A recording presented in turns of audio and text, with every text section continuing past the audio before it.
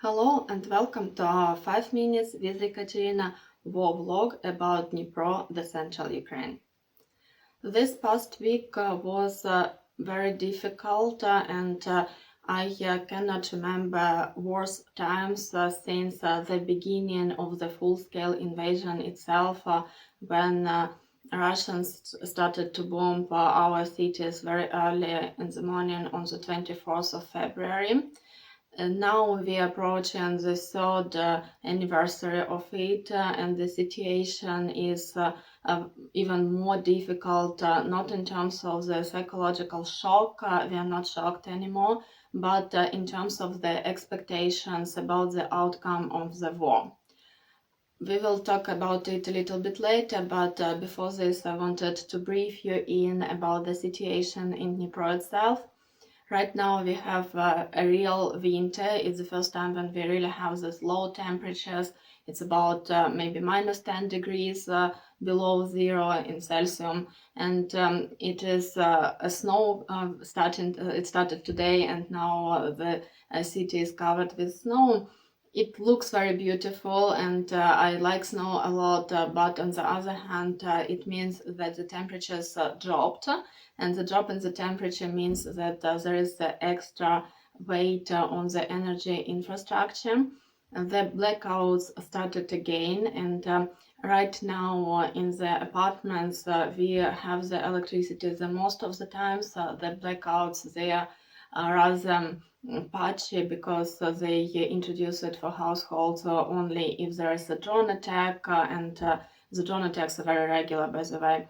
But for the enterprises, even for the critical ones, such for example as the bakery factory when they made bread, they have these blackouts all the time, and you can see it if you we have one of such bakeries nearby, and my mom usually goes there to buy some bread.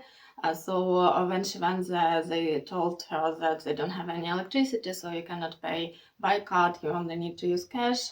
And they were talking, and they said that actually it's happening quite often, and they don't have this selection of bread anymore. That means that the situation is more difficult right now in terms of energy.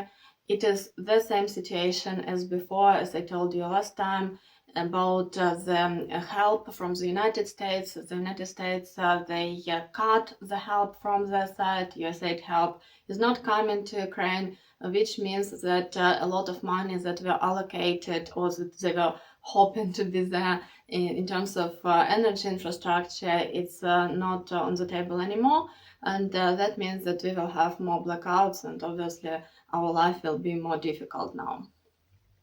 In terms of the military part of the war, in terms of getting closer to the region, Russian still moving forward. It's not the speed that we used to see, and when it's cold, usually these military operations they are slowed down significantly. So that's something I'm really hoping to see in the next weeks. And I told you in November that I'm very eager to see it, but the winter so far has been pretty mild, and that means that these military operations were on. So hopefully now there will be a little bit time to relax, and for our soldiers just to breathe a little bit more free, because in terms of the volunteering help and in terms of the things needed, a lot of them just have the basic cold, and they just need some basic anti-cold generic pills just because they need to cope with this cold and with the weather outside. And also Russians are keeping using the strategy of just flooding the battlefield with people. They don't care how many people die, and they started to use this approach that they send people who cannot walk, for example, who have wounds on their arms or any limbs, and they send them to perform some military operations, to take some position. Most of them would die in the process, but there would be still some that actually would reach the specific point on Earth, and this it's still the part of the problem that our soldiers have to deal with. They started to do it in autumn, but now it's like a craziness. They just like zombie, literally wounded people are going to storm some positions. And we saw the footage from drones, so that's real. We really saw the footage when people using the walking sticks are trying to get into the specific trenches from the Russian side and capture the Ukrainian trench. It's very difficult. It's obvious that whatever is happening in the big politics, Russians try to get as much land as possible, and regretfully, they're still moving. Not as fast as in autumn, but they're still moving. And obviously, the most dangerous thing is not in Dnipro itself.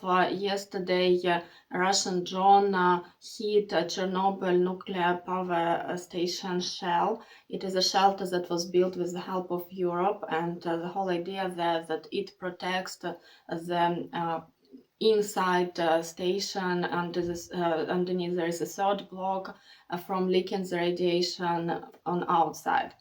And when I learned the news, I said, oh, probably they built it properly and there shouldn't be any damage. But actually, it was a significant damage with fire, and there is a hole now in this shelter. We call it sarcophag.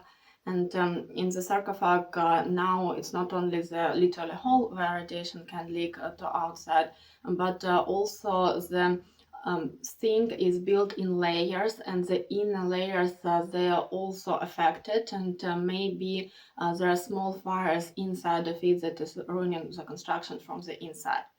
I don't think I need to tell you how bad the fire is anywhere nearby the Chernobyl station, specifically nearby the third reactor, which was the main source of the radiation, which was exploded in 1986 and which is still presenting the significant danger for us. I have a friend from abroad who says that, oh, I already have the potassium iodine pills ready, but let's face it, if the significant leak of radiation happens, it wouldn't save us at all. And that's something that makes me feel very upset. Russians capturing more land, Russians crossed all the red lines with starting to bomb nuclear objects, even if it's not the functioning one, but the level of radiation that is still there inside of the sarcophagus is huge, and now it's leaking outside. And we were discussing it as well, and I was saying that there is nothing, even if we can rebuild it fast, nothing prevents Russians to do it again, and nothing will prevent Russians to send the bigger bomb or even the same drone when our people are working there. And I don't believe that any Europeans will come to help us. Americans are not going to help us because now they are best friends with Russians. And that means that it would be Ukrainian liquidators who will go there, and Russians would be more than happy to kill them. That's why the situation is very serious. Also, yesterday, it was the same day when there was a conference in Munich, the safety conference. There are the regular events, and I saw the politicians there, the ministers of defense there. The European part of them is very concerned. They look unhappy, and probably they started to understand that it's not only the war of Russia in Ukraine, it's a European war, and it is going to scale. Even now with this radiation leak, it will be the same as it used to be in 1986. The cloud will go on Europe, and mostly it affected actually back then Belarus and Europe. It didn't go south, it actually went north and west.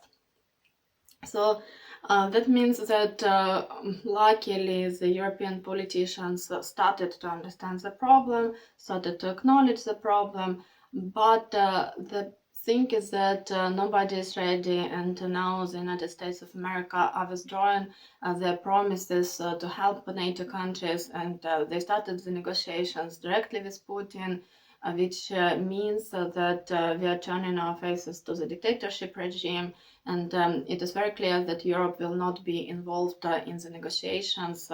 And it means that not only Ukraine is in this position where they try to slice our country, but also Europe is also this region that is on the table between negotiations of Trump and Putin. It's it's a big regret, and usually I don't talk about bigger politics here on this channel. I'm usually trying to update you on what's happening in Dnipro, but this is really outraging. It's very sad, and it makes the mood in Dnipro itself very low.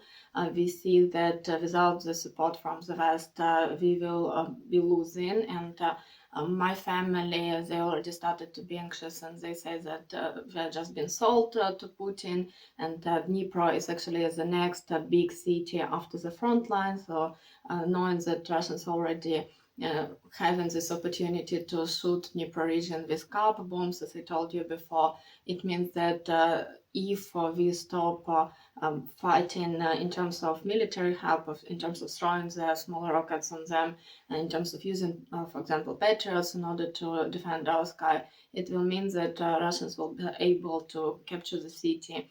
And in the capturing places, they always start the regime things. They start to arrest people, they start to torture people, they would kill a lot of activists, and it is very unclear how it would be possible to evacuate the city of over 1 million inhabitants. That's it. That's what's happening. Regretfully, the news are very grim, and it's very important to have your support. I received an email from my foreign friend recently, and she was saying that she stands with Ukraine. She's very outraged by the news, and it was very, very heartwarming, because it was the same moment when this happened, and it was at least somebody remembers about us. At least it's not only politicians who want to negotiate with Russia, who don't understand the threat, and who are just trying to have this business as usual. So your support matters. It is very helpful when you talk to your friends about it, when you raise this question.